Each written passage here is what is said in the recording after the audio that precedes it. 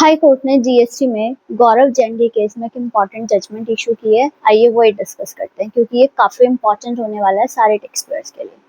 देखिए क्या होता है कि जब हम जीएसटी में कोई भी अपील फाइल करते हैं तो उसके लिए हमें 10% का प्री डिपॉजिट कराना मैंडेटरी होता है।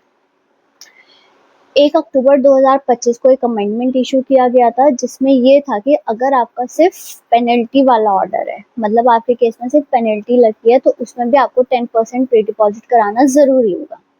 1 अक्टूबर 2025 से पहले क्या था कि अगर आपके ऑर्डर में सिर्फ पेनल्टी ही पास हुई है, मतलब पेनल्टी का ही ऑर्डर है, तो उस केस में आपको 10% नहीं कराना होता था क्योंकि उससे पहले 10% जमा होता था सिर्फ आपकी टैक्स लायबिलिटी का। लेकिन 1 अक्टूबर 2025 के बाद से अमेंडमेंट के बाद से आपको पेनल्टी ऑर्डर के केस में भी 10% का प्री डिपॉजिट कराना ज़रूरी था।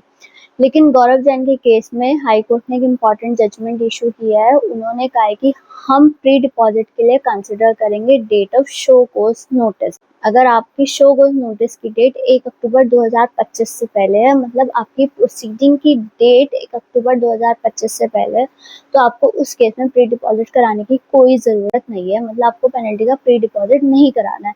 तो इसमें इम्पॉर्टेंट चीज़ हमें क्या देखनी है, जब भी हम सिर्फ पेनल्टी ऑर्डर का केस देखेंगे उसमें देखेंगे कि आपका शो कोज नोटिस अगर 1 अक्टूबर 2025 से पहले इशू हो चुका है, मतलब आपकी प्रोसीडिंग 1 अक्टूबर 2025 से पहले शुरू हो चुकी है अमेंडमेंट से पहले, तो आपको प्री डिपॉजिट नहीं कराना पड़ेगा। और आपकी प्रोसीडिंग 1 अक्टूबर 2025 के बाद इशू हुई है, तो आपको उस केस में 10% पेनल्टी का भी प्री डिपॉजिट जमा कराना पड़ेगा। तो इम्पॉर्टेंट डेट क्या है? इम्पॉर्टेंट डेट है date of show cause notice.